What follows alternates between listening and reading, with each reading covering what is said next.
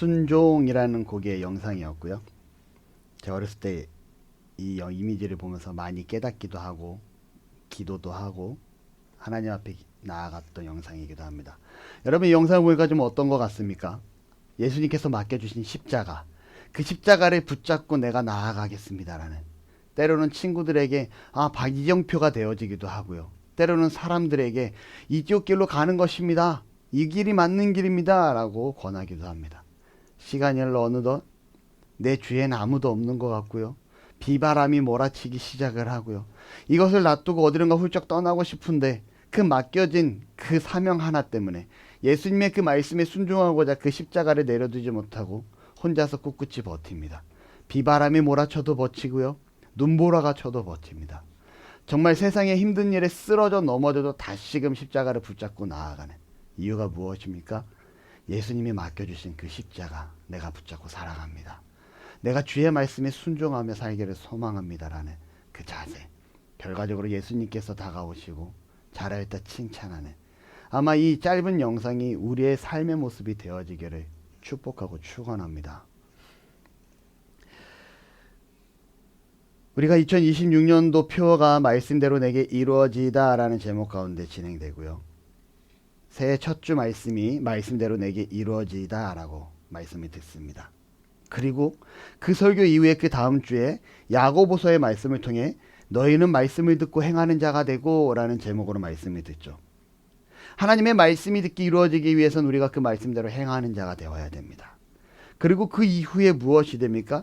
행하는 자가 되기 위해서는 무엇이 되어야 되냐? 예배하는 자가 되어야 됩니다 라고 지난주 하나님이 기뻐하시는 예배는 이러한 예배입니다 라고 말씀을 듣게 되죠.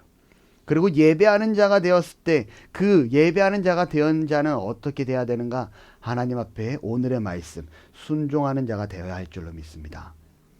여러분, 만약에 혹시라도 지나간 말씀들이 기억이 나지 않는다라면 유튜브 채널에서 나눔교회 차상학 목사 설교라고 치면 매 주일 설교가 거의 5년 정도 300회가 넘는 설교가 기록되어 있습니다. 이 설교를 통해서 지난 설교를 다시금 기억하실 수도 있고요. 짧게는 주보의 지난주 말씀 요약을 통해서 말씀을 점검해 볼 수도 있을 것 같습니다. 아무튼 중요한 것은, 그렇게 우리가 주 앞에 나와서 예배하는 자는 이제는 무엇을 해야 하는가 라고 물었을 때 하나님의 말씀에 순종해야 됩니다 라고 답하는 은혜가 있기를 바라고, 그 순종에 관하여 오늘 말씀을 나누고자 합니다. 오늘 말씀에는요, 사울 왕이 등장을 합니다. 내용은요, 사무엘 제사장이 사울 왕에게 가서 하나님의 말씀을 전합니다. 하나님이 사무엘 제사장에게 전해줬던 내용이 뭐냐면, 하나님께서 아말렉을 벌해라, 아말렉을 쳐서 그들의 소유를 남기지 말고 모든 것을 진멸하라 라고 명령을 내리십니다. 이 말을 들은 사무엘은요, 사울 왕을 찾아가게 되고요. 사울 왕은요, 이 사무엘 제사장의 이 명령을 듣고 군사를 소집합니다. 그리고 그 군사를 가지고 아말렉에 가서 전쟁을 벌이게 되죠. 하나님께서 뭐라고 명령하십니까? 전쟁에서 그 모든 것들을 진멸하라 라고 얘기합니다. 더 강조하는 것은 남자와 여자와 어린아이와 모든 것 젖먹이까지 진멸하라 라고까지, 죽여라까지 하는, 그 민족 전체를 말살시켜라 하시는 하나님의 명령이 있었다라는 거예요. 그런데 사울왕은요, 전쟁을 통해서 승리하게 되고요, 하나님의 말씀대로 남녀노소 다 진멸하게 됩니다. 문제는 그가 양과 소, 기름진 것과 좋은 것들은 전리품으로 따로 챙기는 모습을 성경을 통해서 보게 됩니다. 하나님께서 이 전리품을 챙긴 이 사울왕, 분명히 모든 것을 진멸하라 했음에도 불구하고 하나님의 말씀을 듣지 아니하고 전리품을 챙긴 이 사울왕을 사무엘에게 얘기합니다. 하나님께서 내가 사울을 왕으로 세운 것을 후회한다. 그가 내 명령을 따르지 아니했다라는 말씀을 하시죠. 사무엘 제사장이 사울을 만나기 위해 일찍이 움직이게 되고요. 사무엘을 만난 사울왕은 이렇게 말합니다. 당신은 여호와께 복받기를 원합니다. 내가 여호와의 명령을 수행하였습니다. 여러분, 사무엘이 말합니다. 아니, 당신이 지금 이 내 귀에 들리는 소리는 무슨 소리입니까? 이 양의 소리는 무엇이고 이 소의 소리는 무엇입니까? 라고 오히려 사무엘 제사장이 사울왕에게 반문을 하죠. 그러자 사울왕이 말하기를 하나님께서 제사 지내기 위해 아말렉에서 좋은 것을 내가 남긴 것입니다 라고 핑계를 합니다. 분명히 하나님께서 아말렉에 관련된 모든 것들은 진멸하라 라고 말했지만 사울왕은 소와 양과 살찐 좋은 것들은 전리품으로 남기고 하나님을 위하여 하나님께 예배하기 위하여 남긴 것입니다 라는 거짓말을 하게 되죠. 그리고 사무엘이 말합니다. 당신이 스스로를 작게 여길 때는 하나님께서 당신을 왕으로 세워주셨습니다.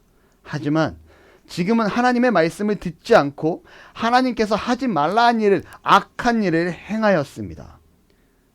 여호와의 말씀을 듣지 않고 당신은 악한 일을 행합니다 라는 얘기를 하죠. 그리고 사울왕은 다시 말합니다. 아니 나는 하나님의 말씀에 순종했고 제사를 드리기 위해 하나님께 제사를 드리기 위해 양과 소와 좋은 것들을 가지고 온 것입니다. 여러분 하나님께서는 앞에서 말씀드린 것처럼 진멸하라 했지만 사울은 그렇지 않습니다. 그리고 오히려 변명을 하죠. 그리고 이때 사무엘 제사장이 하는 말이 바로 순종이 제사보다 낫습니다 라는 얘기를 하게 됩니다. 그리고 15장 23절 말씀에 이렇게 기록돼요. 여호와의 말씀을 버렸으므로 하나님의 말씀을 버렸으므로 무슨 말입니까? 하나님의 말씀이 선포되어졌고 그 말씀에 순종하고 받아들인 것이 아니라 하나님의 말씀을 무시하고 그 말씀을 버렸다라고 성경을 기록합니다. 여호와의 말씀을 버렸으므로 여호와께서도 왕을 버려 왕이 되기 못하게 하셨나이다. 이 말을 듣자 사울왕은 덜컥 겁이 나게 되고요. 다시금 회개하고 나아갑니다. 하지만 이미 지나가 버린 기회였다라는 거죠. 그리고 하나님의 사람이었던 사무엘은요 바로 다윗을 찾아가고 차기 왕으로 기름을 붓습니다. 그리고 사무엘은요 다시는 사울왕을 만나지 아니했다라고 성경에 기록됨을 보게 됩니다. 오늘 이 내용을 통해서 우리가 함께 좀 말씀을 나누고자 하는데요, 여러분. 하나님께서는요 기록된 말씀 성경을 통해서 우리에게 순종, 하나님의 말씀에 순종을 요구하고 계시다라는 거예요. 구약의 율법으로 우리를 순종하게 하셨습니다. 신약 시대에는요 율법의 완성이라 하시는 예수님의 삶의 모범을 통하여 우리에게 순종을 요구하여 주십니다. 다시 말하면 어찌됐건 간에 신구약에 관련된 이 모든 내용들이 우리가 하나님 앞에 순종의 삶을 요구하고 있다라는 거죠. 요구한다라는 건 무엇입니까? 우리가 하나님의 말씀에 순종하길 바라신다라고 우리는 다시금 말씀드릴 수 있을 것 같아요. 여러분 하나님의 말씀에 순종하고 계십니까? 아멘. 감사합니다. 사울왕은요 오늘 되게 합리적인 모습을 보여줍니다. 무슨 사울왕이 합리적입니까? 라고 물었을 때 그는 하나님의 말씀을 듣고 순종하여 무엇을 합니까? 아말렉과 전쟁을 벌입니다. 하나님의 말씀대로 전쟁에서 승리하게 되었고요. 여기서 문제가 발생되죠. 하나님께서 진멸하라 했지만 그는 진멸하지 아니하고 하나님께 예배하기 위하여 어떻게 합니까? 전리품을 취하는 모습을 보여줍니다. 다시 물어보겠습니다. 그가 하나님께 예배하기 위하여 전리품을 취한 것일까요? 자신의 눈에 좋아 보였기 때문에 전리품을 취한 것일까요? 자신의 눈에 좋아 보였기에 전리품을 취한 것이었고요. 더 나아가 문제가 발생되고 자신의 잘못이 드러나자 하나님을 위한 것이었습니다 라는 변명으로 자신을 포장하고 있는 사울의 모습을 보여주고 있다는 겁니다. 좋아 보이고 기름져 보이는 양과 소는요 오늘 우리에게도 동일하게 달콤한 유혹으로 다가옵니다. 제가 어릴 적 예배는요 오전 9시였어요. 우리 학생들한테 오전 9시에 예배 드리라 하면은 좋아할까요? 아니 목사님 유일하게 좀 늦잠 잘 수 있는 날인데 그날조차 일찍 나오라 하면 우리는 언제 잠을 자냐고요. 아마 많은 학생들이 이렇게 반문을 할 것 같습니다. 제 친구가요 저한테 연락이 옵니다. 상아가 부탁이 있다. 뭔데? 내가 주일학교 부장집사가 됐어. 잘 됐네. 축복받을 일이네. 주일학교 예배가 9시야. 일찍 일어나야겠구나. 그러니까 야 내가 이거 좀 잘 좀 감당할 수 있게 좀 기도 좀 해주라. 아니 일찍 나가서 같이 아이들이랑 예배하면 되지 뭐가 부담된다고. 야, 지금 기도 좀 해줘. 알았어, 내가 기도할게. 여러분, 왜요? 이런 기도를 왜 부탁합니까? 그 아침 9시에 교회 가야 되면 더 일찍 일어나야 되는 거예요. 유일하게 늦잠 잘 수 있는 그날을요, 하나님 앞에 예배 드린다는 이유로 일찍 일어나야 되는 자신의 그 달콤함을 포기해야 되는 상황이 주어집니다. 여러분, 제가 어릴 적에 오전 9시, 8시 한 40분인가 50분부터 했던 어린이 프로가 있습니다. 디즈니 만화동산이에요. 지금은요, 유튜브를 펴면 우리가 얼마든지 보고 싶은 동영상을 골라 볼 수 있지만요, 제가 어렸을 때는, 우리 집사님들이 어렸을 때는요, 일요일날 아침에 어린이 방송을 했고요, 그 다음에 평일에는 오후 5시부터 오후 7시 사이에 어린이 방송을 합니다. 그래서 모든 아이들이 5시부터 7시에는요, TV 앞에서 그 어린이 방송 보느라 길거리에 많지 않았어요, 아이들이. 그런데 언제 한다고요? 주일날 아침에 오전 시간에 디즈니 동산이라는 애니메이션 프로를 합니다. 얼마나 그게 재밌었는지 몰라요. 그런데 교회가 9시에 예배하니 여러분, 그걸 볼 수 있어요? 없어요? 볼 수 없죠. 정말 그걸 너무 보고 싶은데 교회 가야 된다라는 생각 때문에 그 보고 싶은 걸 포기합니다. 감사한 건요, 저는 그 만화의 유혹에 넘어가지 않았다라는 거예요. 그래서 지금 제가 목사가 되어 있는지도 모르겠습니다. 제가 정말 좋아하는 스타일의 방송이 있습니다. 경쟁을 하는 거예요. 스포츠 경쟁을 하는 겁니다. 스포츠를 좋아하는 건 아닌데, 과거에 출발 드림팀이라는 프로가 있었어요. 여러분 기억하십니까? 이 출발 드림팀은요, 지금은 종영되었는데요, 여러분, 막 양팀이 서로 막 점프하고 뛰어넘고 장애물을 통과하는 이러한 경기를 하면서 기록을 세우고 하는 이러한 프로입니다. 제가 그 프로를 정말 좋아했어요. 제가 한때는 꿈이요, 짧은 시간이지만 스턴트맨이 꿈입니다. 그래서 그런지 제가 익사이팅한 걸 좋아해요. 바닷가에 가면 제트스키를 타고 싶어 하고요, 물놀이를 하면 그냥 잔잔하게 둥둥 떠 있는 것보다는 어떻게 해서 잠수를 좀 하고 싶어 하고요, 뭔가 익사이팅하고 막 화려하게 재밌게 노는 걸, 되게 액티비티한 걸 좋아합니다. 그러다 보니까 제가 이런 출발 드림팀과 같은 프로를 좋아했는지 몰라요. 그런 여러분, 제가 이 프로를 정규 방송을 단 한 번도 본 적이 없습니다. 왠지 아십니까? 지금 우리가 예배드리는 이 시간에 이 출발 드림팀이라는 프로를 했어요. 그러다 보니 저는 이 프로를 너무 좋아했음에도 불구하고 정규 방송을 단 한 번도 본 적이 없습니다. 그 말은 무슨 내용이에요? 그 방송을 포기하고 저는 당연히 하나님 앞에 예배하는 자리에 나와 왔었다라는 거죠. 이것 말고도요, 우리를 유혹하는 것들이 너무나 많습니다. 11조를 해야 하는데 당장 내일 지출을 할 게 너무 많아요. 여러분, 하나님 앞에 이 11조를 드린다라는 게 당장 내 생활에 손해로 비춰집니다. 이 손해로 비춰진다는 건 이걸 내지 않으면 내가 당장은 버틸 수 있다라는 아주 달콤한 유혹이라는 거죠. 그리고 이런 것 때문에 막 영상을 보다 보면 이런 말이 귀에 혹합니다. 어떤 영상이냐, 칼럼이나 영상 중에, 유튜버들 중에, 아니면 신학자나 목자들이 이 11조의 문제다 하면서 영상을 올립니다. 그러면서 뭐라고 얘기합니까? 11조는 과거의 답습이고 현재는 필요하지 않다라는 자신만의 논리로 역설을 하고 있다라는 거죠. 여러분, 하나님의 말씀을 자신의 논리로 얘기하면 될까요? 안 될까요? 절대 안 된다라는 거예요. 제가 지난주 낮예배 말씀이요, 갑작스럽게 바뀝니다. 왜 바뀌었는지 아십니까? 제가 원래 하고자 싶었던 말씀이 있었어요. 야고보서 1장 25절을 가지고 일주일 내내 나름 묵상을 했고요, 그 말씀을 전해야지라고 생각하고 이렇게 스토리를 풀어가야지라고 머릿속에 구상을 다 세웁니다. 그런데 설교 본문을 더 분석하고 연구하면 할수록, 설교 본문을 바라보면 바라볼수록 이 말씀이 아니었네? 이걸 이렇게 바라보면 안 되네라고 깨닫기 시작을 해요. 설교 본문을 적고 지우고, 본문을 적고 지우기를 몇 번을 반복하다 그 본문을 아예 머릿속에서 배제시키고 급하게 다른 설교 본문을 찾아 예배에 관련된 설교를 하게 됩니다. 여러분, 저한테는 유혹이었을까요? 아니었을까요? 일주일 내내 설교를 이거를 해야지라고 생각을 하고 있었는데 그 설교를 못하게 되었을 때, 내가 생각하고 바라본 게 성경의 말씀대로 나아간 방향이 아니었다라고 판단됐을 때 저에겐 유혹이었을까요? 아니었을까요? 유혹이죠. 목회자가 설교를 포기한다라는 건요, 내가 만든 본문을 다 버린다라는 건요, 살을 찢는 고통이 옵니다. 그런데 여러분, 그 설교를 포기해요. 그 유혹을 포기합니다. 왜요? 하나님 앞에 바른 말씀을 가르쳐야 되는 사명이 저에겐 있잖아요. 바른 말씀을 전해야 되는 사명이 저에겐 있잖아요. 이처럼 11조에 관련된 문제도요. 누군가는 11조를 안 내도 됩니다. 과거의 답습입니다. 구습이 막 이렇게 얘기할 때 여러분 저는 정확하게 얘기합니다. 말라기서에 보면요. 11조를 하라라고 정확하게 기록되어 있고요. 11조를 함을 통해서 하나님께서 복을 주는지 안 주는지 나를 시험하여 보라 라고 정확하게 기록되어 있습니다.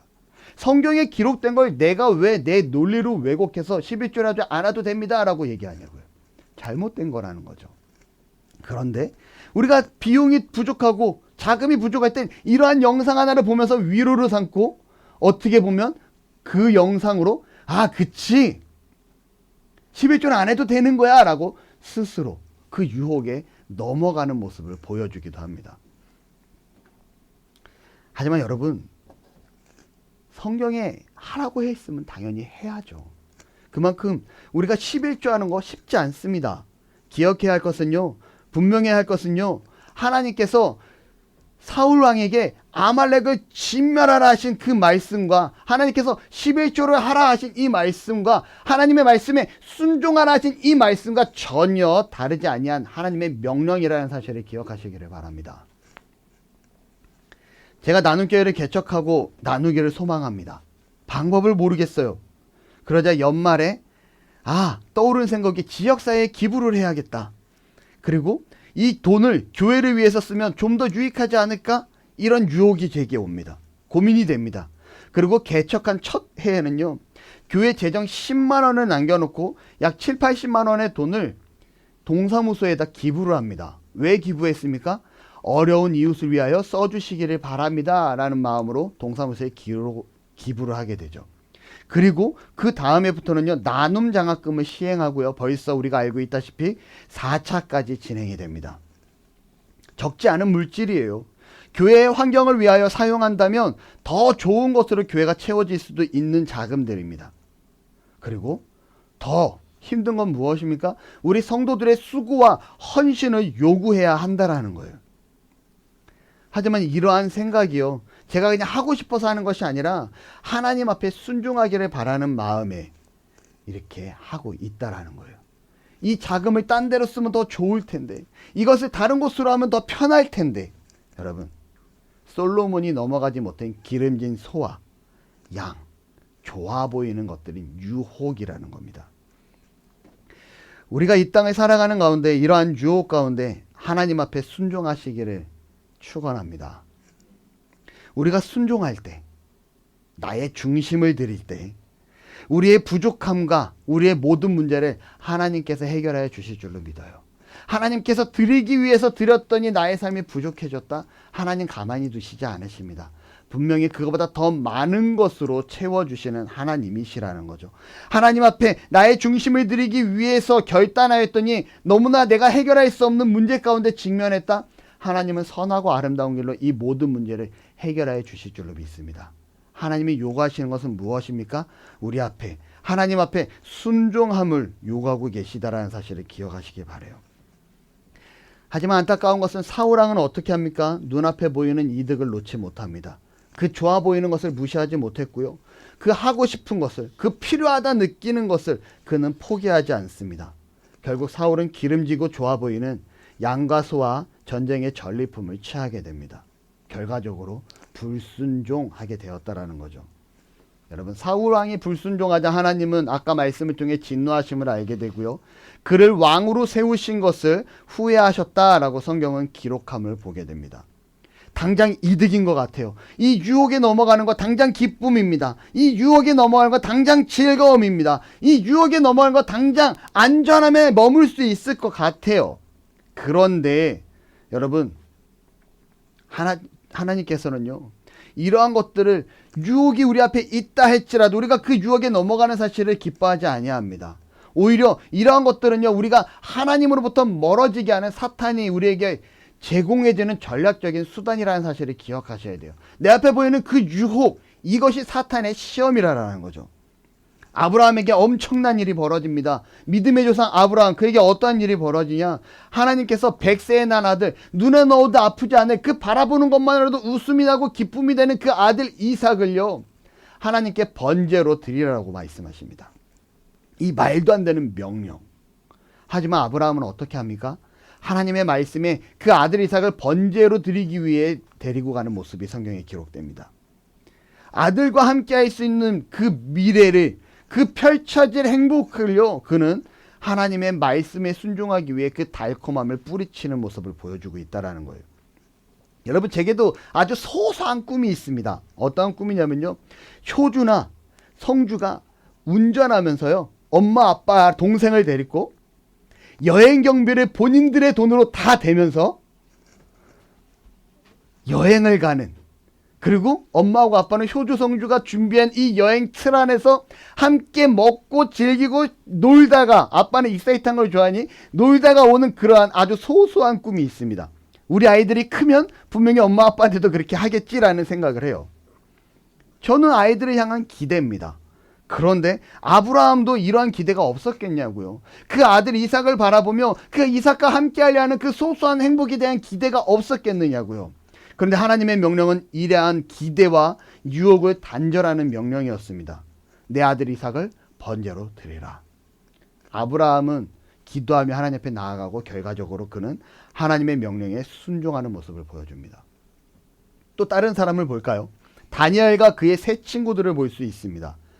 그가 바벨론의 포로로 잡혀갔지만 정말 왕 앞에 선택되어진 포로로 그가 바벨론에서 크게 쓰임을 받기 위한, 어떻게 보면 포로지만 포로가 아닌 위치에서 다스리는 위치로, 포로지만 지도자의 위치로 선택받은 다니엘과 세 친구가 왕의 앞에 나오게 됩니다. 그리고 그들에게 왕이 먹는 음식이 허락되게 되죠. 중요한 건요, 이 음식은요, 그 당시 선별되어지고요, 그 당시 최고의 음식이었다라는 거예요. 아무나 먹을 수 없는 진수성찬이었습니다. 그런데 다니엘과 세 친구는 이 음식을 먹지 않기로 왜 결단합니까? 이유는요, 이방신에게 드려진 제물로, 이방신에게 드려졌던 그 제물의 음식이 왕의 상 앞에 내려오게 됩니다. 다시 말하면 우상 앞에 드려졌던 그 제물을 다니엘과 세 친구들은 먹을 수 없었던 거예요. 그들은 거부합니다. 여러분, 그 음식은요, 너무나도 먹음직도 하고 보암직도 한 음식이었다라는 거예요. 포로 신분으로 잡혀왔는데 이 음식을 먹는다라는 거, 여러분, 엄청난 혜택입니다. 한편으로는요, 내가 포로로 잡혔는데 어쩔 수 없는 거잖아, 포로 신분인데 주는 대로 먹어야지라고 세상과 그 왕 앞에 타협했을 수도 있을 것 같아요. 그런데 다니엘과 세 친구들은 어떻게 합니까? 그 좋아 보이는 음식 앞에, 그 먹음직스러운 음식 앞에, 우상 앞에 들어졌다는 그 이유 하나만으로 그는 뜻을 정합니다. 그리고 어떻게 합니까? 타협하지 않기로 결단합니다. 하나님 앞에 우상에 드려진 음식은 우리가 먹지 아니하겠습니다 라고 다짐합니다. 그리고 왕 앞에 포로 신분으로 잡혀온 그들이 어떻게 합니까? 그 음식을 거부하는 행동을 보여줍니다.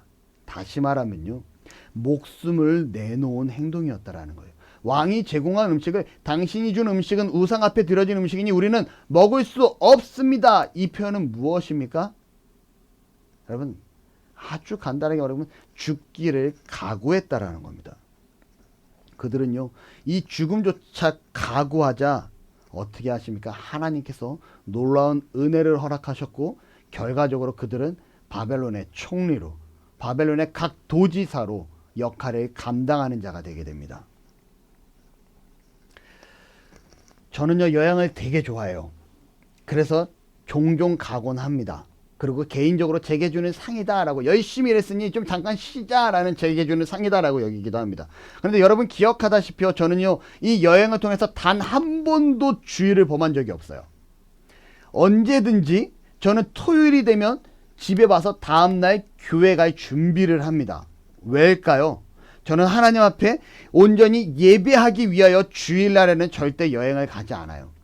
단 한 번 다른 교회를 간 적이 있습니다. 언제냐면요, 우리 교회가 준비되기 전에 제가 사역을 하고 사역을 멈추고 잠시 여기저기 교회에 좀 보고 순방할 때 제주도로 가고, 그때 이제 제주도 애월에 있는 애월교회를 한번 일요일날 주일날 간 적이 있어요. 그때를 제외하고는요, 단 한 번도 제가 섬기는 교회에서 주일을 섬기지 않은 적이 없다라는 겁니다.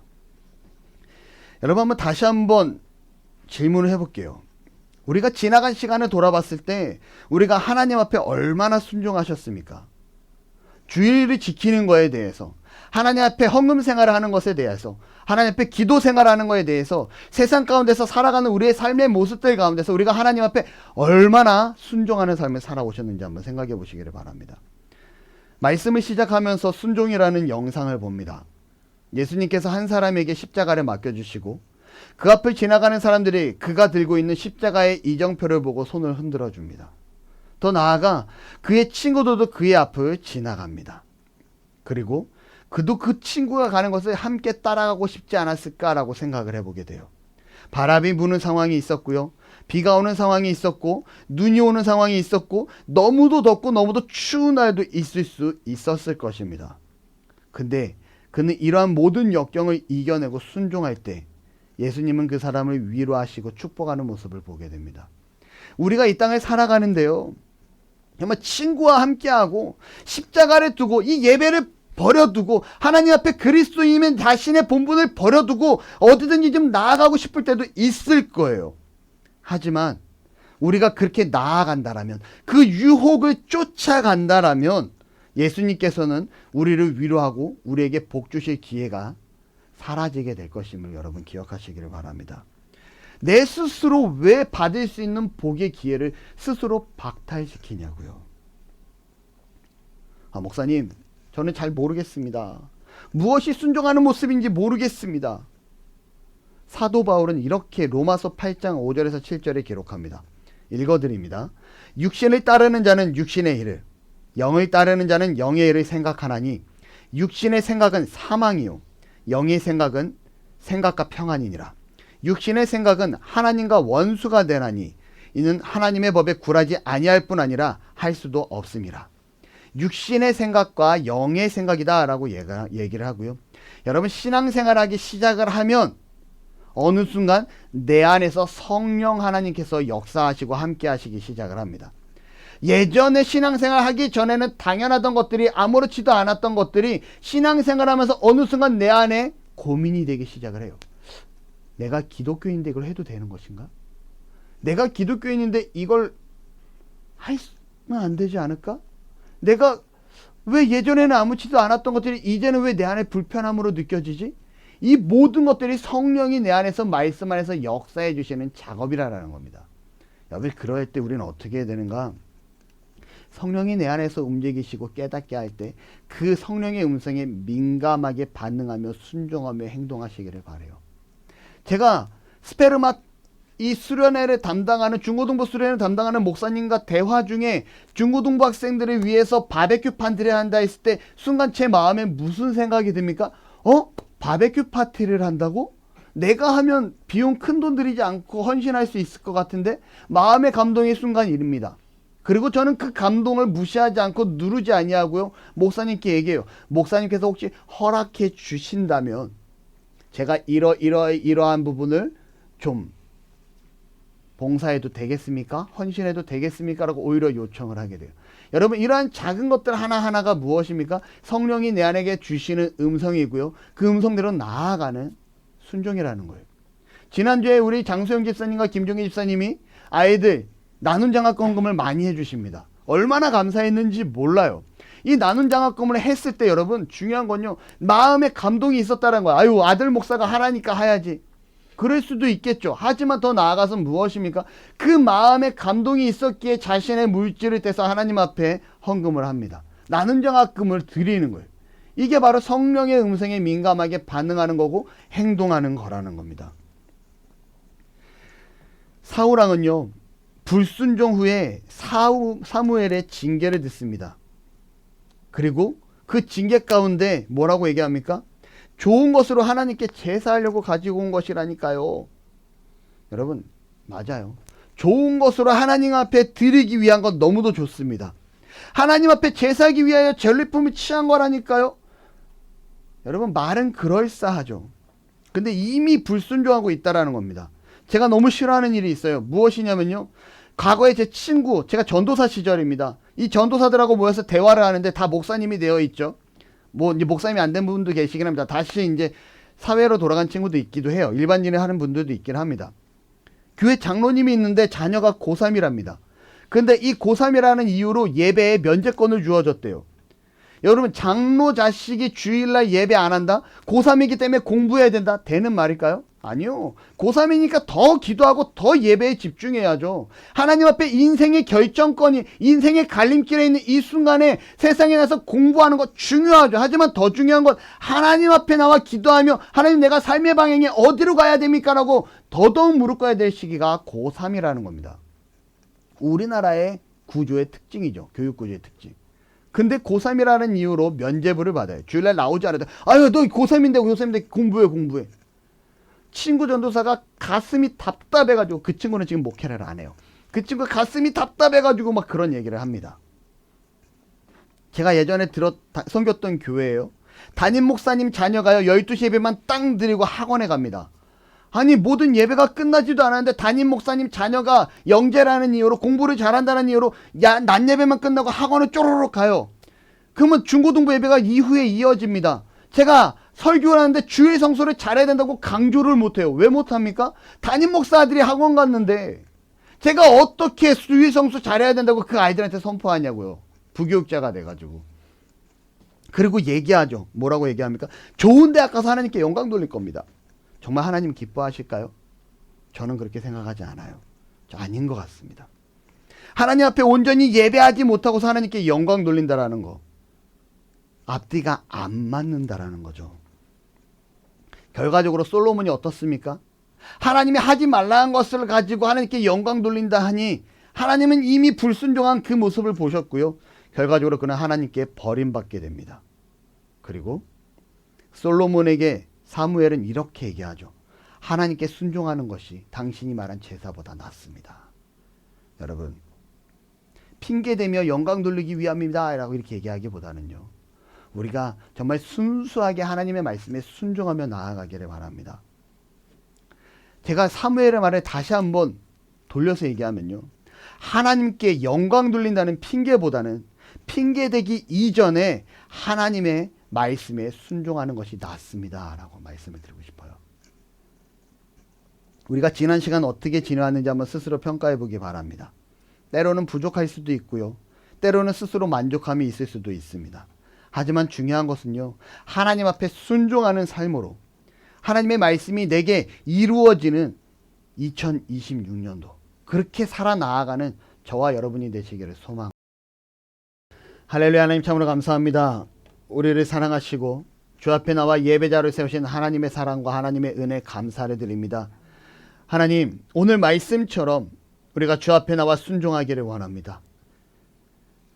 사울 왕처럼 하나님 앞에 순종하지 아니함으로 버림받은 왕이 되는 것이 아니라 하나님의 말씀에 순종하는, 정말 하나님의 영광을 위하여 이러한 일을 합니다라고 핑계대는 어리석은 자가 아니라 하나님이 선포된 그 말씀에, 성령이 말씀하시는 그 민감한 음성에 우리가 온전히 순종의 삶으로 살아나가기를 원합니다. 때로는 순종의 삶이 우리의 달콤한 유혹을 뿌리쳐야 하는 상황도 있고, 하나님 앞에 순종한다는 것이 우리의 이익을 포기할 수도 있고, 하나님 앞에 순종한다는 것이 우리에게 더욱더 불평과 어둠의 길로 느껴질 수도 있음을 고백합니다. 하지만 그럼에도 불구하고 우리가 주 앞에 순종하며 나아갈 때 하나님께서 채우시고 위로하시고 인도하시고 함께 하심을 절대적으로 신뢰하며 나아가는 믿음의 성도들 되게 하여 주옵소서. 아브라함의 순종처럼, 다니엘의 순종처럼 우리가 이러한 순종을 본받고 나아가는 믿음의 성도들 되기를 원합니다. 하나님 도우시고 인도하시고 함께하여 주옵소서.